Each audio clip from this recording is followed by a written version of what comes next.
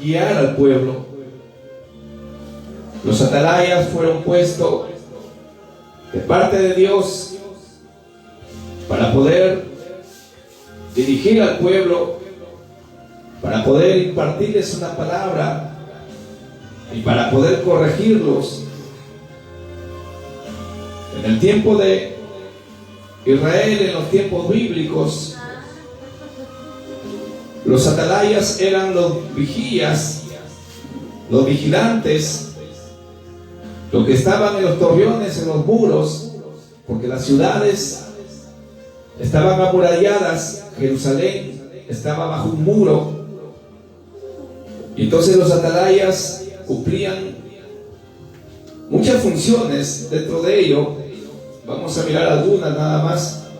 Vamos a Ezequiel capítulo 3, y en el versículo 16, el tema de esta noche es el atalaya de Israel. Gloria a Dios. El atalaya de Israel.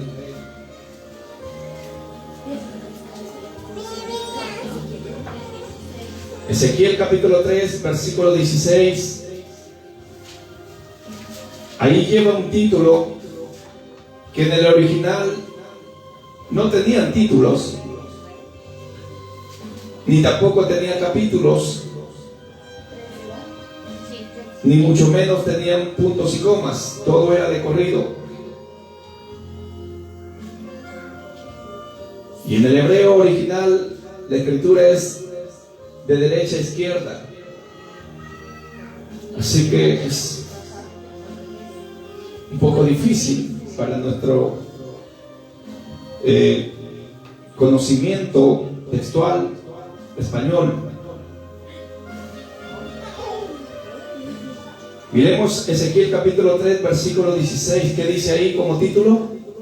Dígalo. El atalaya de Israel. El atalaya eran los vigías, los vigilantes, y ellos eran los que se encontraban en la parte más alta, donde están los torreones. No sé si usted ha visto cuando va al cuartel, allá en la Avenida América, con la prolongación Miraflores, en esa intersección usted ve ahí torreones. No sé si usted se ha dado cuenta ahí, y que están los soldados ahí. En paralelo es una similitud de lo que hacían estos atalayas. Estaban en los torreones, en los muros, la parte principal más alta, y ellos tenían una trompeta. Digan conmigo, el atalaya tenía una trompeta. En Nehemías capítulo 4, sí, en Nehemías capítulo 4, velocidad bíblica, a ver, voy a dejar a los discípulos, 4:20. Nehemías capítulo 4, versículo 20. Ahí nos indica que tenía una trompeta para poder reunir al pueblo. El que lo tiene lo puede dar lectura. Vamos, Susi. En el lugar donde oyeréis el sonido de la trompeta, reuníos allí con nosotros. Nuestro Dios peleará por nosotros. Ahí está. Dice que específicamente el Señor iba a pelear por ellos, pero tenían que oír ¿qué? La trompeta. Tenían que oír la trompeta, porque la atalaya llevaba eso, y estaba en la parte más alta de los muros de la ciudad amurallada de Jerusalén, donde tenía 12 puertas. Así que ellos se encontraban en el frontis ahí, y se encontraban en el espaldar también otros de ellos. Y cuando veían a los enemigos venir, entonces ellos daban ese toque de trompeta para advertir al pueblo que venía pues el enemigo. En Números 12:2 habla que a través de la trompeta el Señor le indicó que iban a convocar al pueblo. En Números capítulo 10, versículo 2. 10:2. Amén. Léelo, hija. Hazte 2 trompetas de plata, de obra de martillo las harás, las cuales te servirán para convocar la congregación y para hacer mover los campamentos. Gloria a Dios. Entonces, a toque de trompeta, convocaban al pueblo, las 12 tribus de Israel, pero también para hacer mover al pueblo cuando Israel partía en sus jornadas, siendo guiado por esa nube en el desierto. También en el versículo 9 del número 10 dice que cuando ellos daban el toque de trompeta, dice que se levantaba el Señor, hacía que se levante. El número 19, léelo, hija, ahí. Cuando saliereis a la guerra en vuestra tierra contra el enemigo que os molestare, tocaréis alarma con las trompetas y seréis recordados por Jehová vuestro Dios y seréis salvos de vuestros enemigos. Gloria a Dios. Estamos viendo que la atalaya tenía que tocar la trompeta y dice que iban a ser recordados por el Señor. En otras palabras, el Señor se iba a levantar a favor de ellos. Como dice en Salmo 68:1, ¿se acuerdan? Cada vez que el pueblo de Israel se levantaba en su jornada para partir en desierto tras desierto hasta llegar a la tierra prometida, Moisés citaba Salmo 68:1, donde dice ahí: levántate, oh Jehová, y sean esparcidos tus enemigos, huyan de tu presencia los que te aborrecen. Aleluya. Y ese era el toque de trompeta, hermano, y el Señor se levantaba y los enemigos se iban temblando, hermano. Cuando enviaron los espías allá a Jericó, ellos ya estaban temblando, estaban asustados, porque Israel venía, hermano, con el ángel de Jehová, que ese ángel de Jehová era Jesucristo en forma de teofanía, pero también venía el ejército celestial. A su nombre.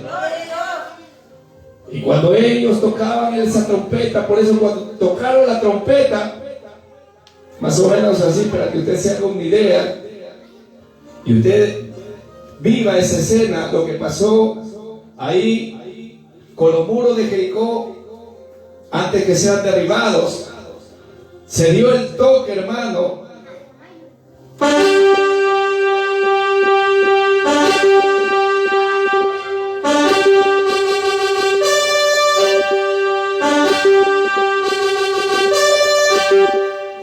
¿Sí? ¿Lo escuchó? Más o menos así. Tocaron, hermano, y los muros de Jericó fueron derribados. Por eso dijo el Señor que cuando ustedes toquen y escuchen la trompeta, y entonces el Señor se iba a levantar a favor de ellos, iban a ser recordados. Y fue ahí cuando los muros, hermanos, fueron derribados. Y los científicos se quedan pensando, dicen, pero ¿cómo es posible que los muros de Jericó, normalmente cuando hay un temblor, un movimiento de terremoto de 7 grados a 8.8 en Richter, las casas se caen, como decir, así como cuando cae un vaso boca abajo? Pero en este caso Jericó, hermano, fue derribado de tal manera que se abrió la tierra y lo tragó los muros. Cosa tremenda, eso lo hace el Señor. A su nombre. Así que en el toque de trompeta vemos que el Señor se levantaba a favor de su pueblo Israel. Por otro lado,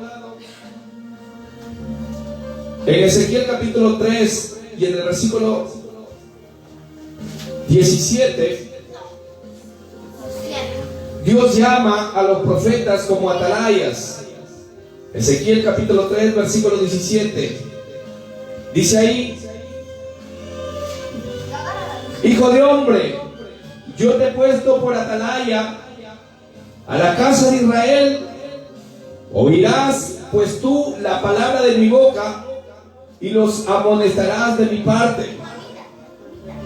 Los atalayas eran puestos, hermano, de parte de Dios para poder anunciar y amonestar al pueblo cuando el pueblo se estaba, hermano, desviando. Y Dios siempre, en cada generación, ha tenido atalayas, hermano. Ha tenido sus profetas. Sí, para atalaya también es un profeta, a su nombre. Así que el Señor mismo le habla, le dice hijo de hombre. Ese es un prototipo de lo que Cristo era, el Hijo del Hombre. ¿Recuerda que él decía cuando el Hijo del Hombre venga? Habla de la parte humana, de ese niño que nació según Isaías 9:6, como está escrito, porque un niño, dice, nos es nacido. Habla de ese niño, habla de la parte humana. Y Ezequiel se le dice también el prototipo, así como Cristo, Hijo de Hombre, de la parte humana. Porque Ezequiel fue tan humano como usted y yo, de carne y hueso. Hijo de hombre, le dice, yo te he puesto por atalaya a la casa de Israel. Oirás pues tú las palabras de mi boca. El profeta, el atalaya, iba a recibir palabra de Dios revelada, una palabra que venía del mismo corazón de Dios. Y en este tiempo de Ezequiel fue el contemporáneo de Jeremías, de Jonás, Miqueas, Sofonías, Isaías y otros más. Habacuc también me parece, que estaban dentro de él, en ese orden, antes de la cautividad, antes de la deportación a Babilonia. Y Dios levantó estos atalayas para anunciar al pueblo que ellos se habían pervertido, porque estaban adorando ídolos. Dice la Escritura, si usted lee Jeremías, desde el capítulo 1 hasta el capítulo 52, eso no lo va a leer hoy día, eso lo lee en su casa, de tarea. Usted va a encontrar ahí que el pueblo de Israel, desde el tiempo de Josías hasta el último rey Sedequías, se había vuelto a los ídolos, de tal manera que el Señor tuvo que levantar a sus profetas para amonestarles y hacerles volver al pueblo del error de su camino. Y fueron llamados los atalayas de Israel. Aleluya. Gloria a Dios. Ya conmigo, atalaya de Israel. En 1 Reyes capítulo 1 y en el versículo 34, al toque de trompeta también se anunciaba el inicio del gobierno de un nuevo rey. Vamos avanzando. En Proverbios 29:18 dice, el pueblo sin profecía se desenfrena. Escucha esto va para los profetas. Pastor, ¿hay profetas? Claro que hay profetas. A su nombre. Pastor, pero los profetas solamente son profetas mayores y profetas menores. ¿De dónde saca que hay profetas? Una cosa es los profetas de la Biblia y otra cosa es los profetas de los hechos. ¿Cómo así? Los profetas de la Biblia, usted sabe, los profetas mayores, Isaías, Jeremías, Ezequiel, Daniel. Y los profetas menores, a partir de Amós, Oseas, Joel, etcétera, hasta Malaquías. Pero los profetas que Dios ha levantado, y en cada generación Dios tiene sus profetas. Escucha esto. Los profetas ya sabían en cuanto a la pandemia. El Señor ya había advertido en cuanto a esta pandemia. Y la Biblia dice que iban a haber este tipo de pestes y todo eso. Pero el Señor, como para confirmar su palabra, también lo anunció a través de sus profetas. Y en ese monte el Señor habló y dijo: que iban a venir sus juicios. El Señor lo anunció, el Señor lo dijo. El Señor no deja ningún cabo suelto, hermano. Él todo lo tiene bajo control, pero Él anuncia. Como dice, no hará nada el Señor en Amós 3:7 sin antes revelar a sus siervos los profetas. Ya conmigo, profetas. Profeta es el equivalente de una atalaya. Yo aquí veo profetas. Y en cada congregación donde se predica su palabra, Dios ha puesto profetas. Pastor, ¿qué significa el profeta de los hechos? Usted es uno de ellos. ¿Por qué?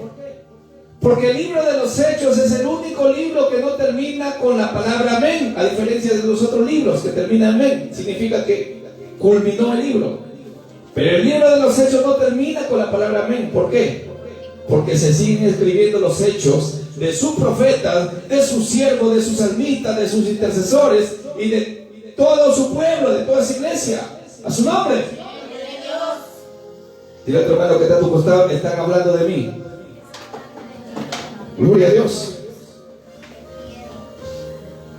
Así que si hay profetas, no quiero hablar del tema del profeta, sino que estoy yendo en similitud y en paralelo a la atalaya. ¿Sí? Continuamos. En Jeremías 23 y en el versículo 28, el profeta o el atalaya tenía que tener una misión de parte de Dios específicamente. Y la misión del profeta era anunciar. Y no tenía que callar. 23, 28.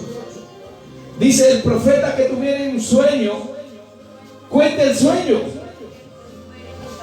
Y aquel a quien fuere mi palabra, cuente mi palabra verdadera. ¿Qué tiene que ver la paja con el trigo? Dice Jehová. Ahí está amonestando a Israel, a Judá específicamente. Pero vamos a esa parte donde dice: el profeta que tuviere un sueño, cuente el sueño. Escuche esto, escucha, profeta.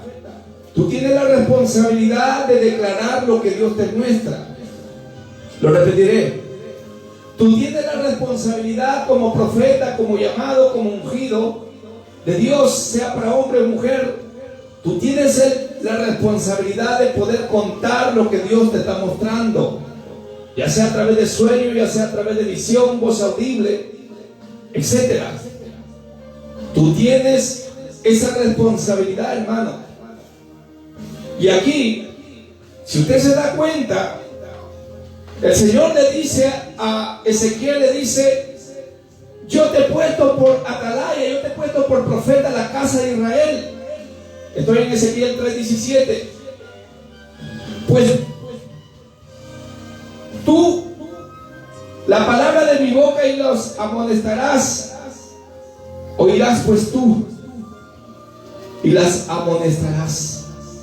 Escucha esto. Aquel que fue llamado para ser profeta tiene una doble misión, hermano. Y es una responsabilidad. Y en el versículo 18 dice: cuando yo dijere de impío, de cierto morirás. Diga conmigo: impío. ¿Quién es un impío?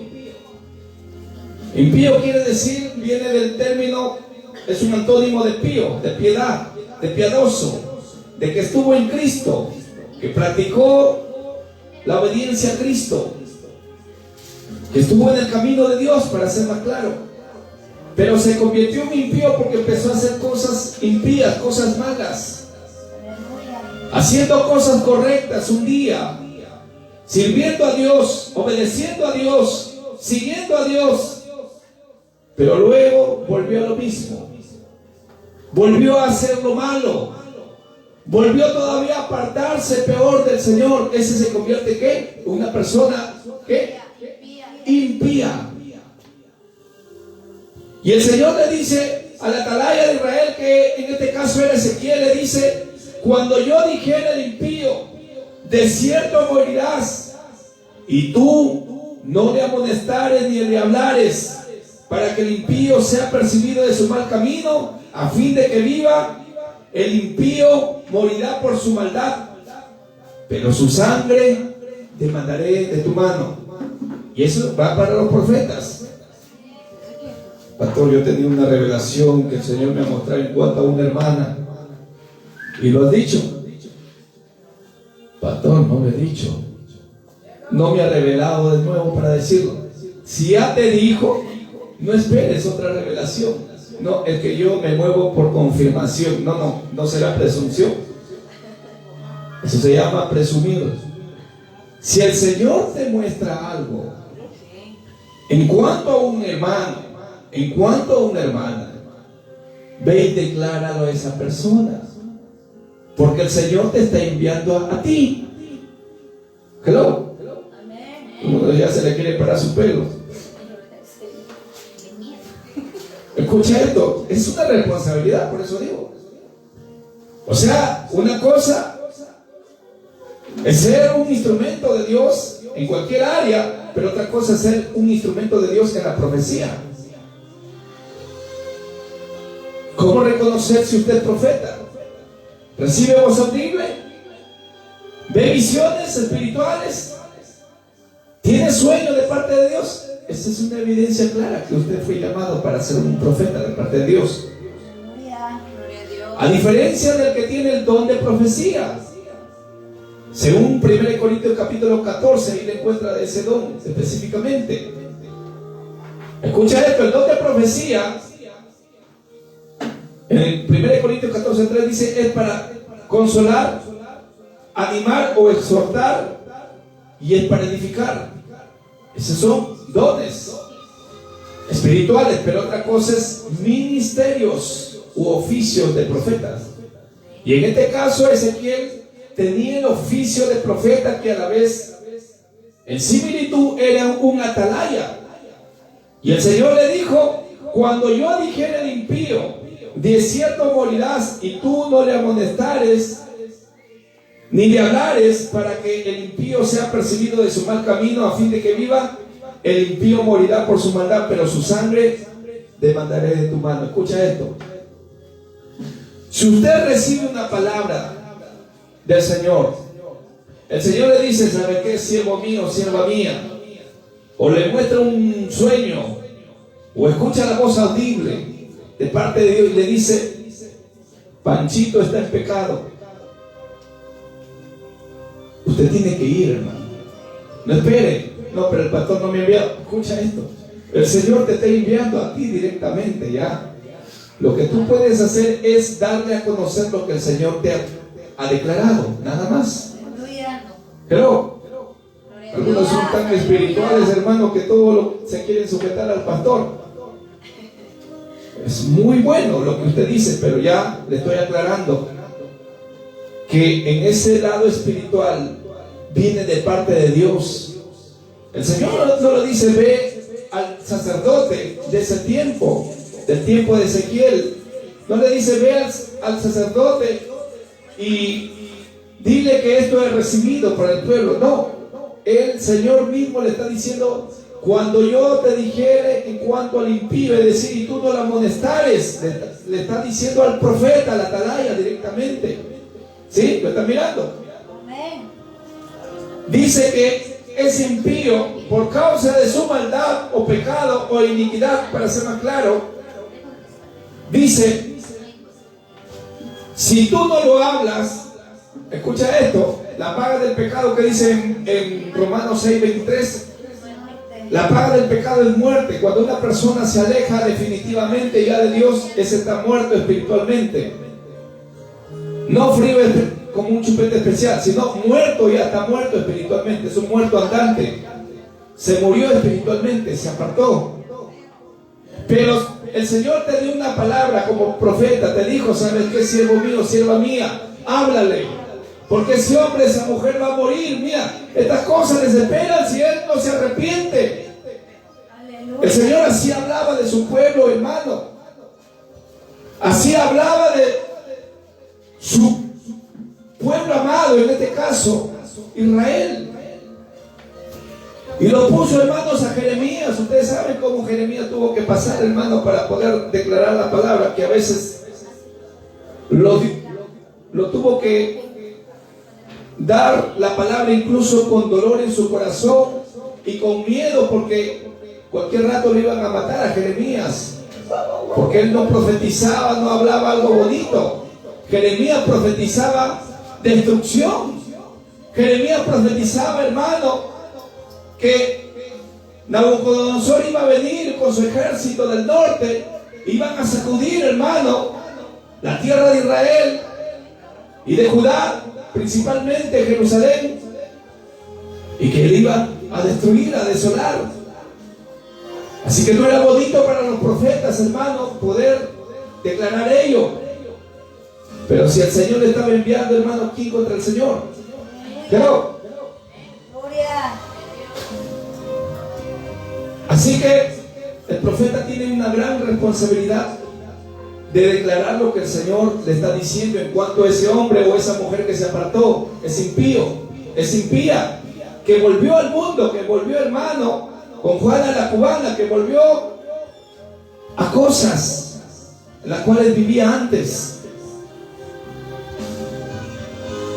En el 19 dice: pero si tú amonestares al impío y él no se convirtiere de su impiedad y de su mal camino, él morirá.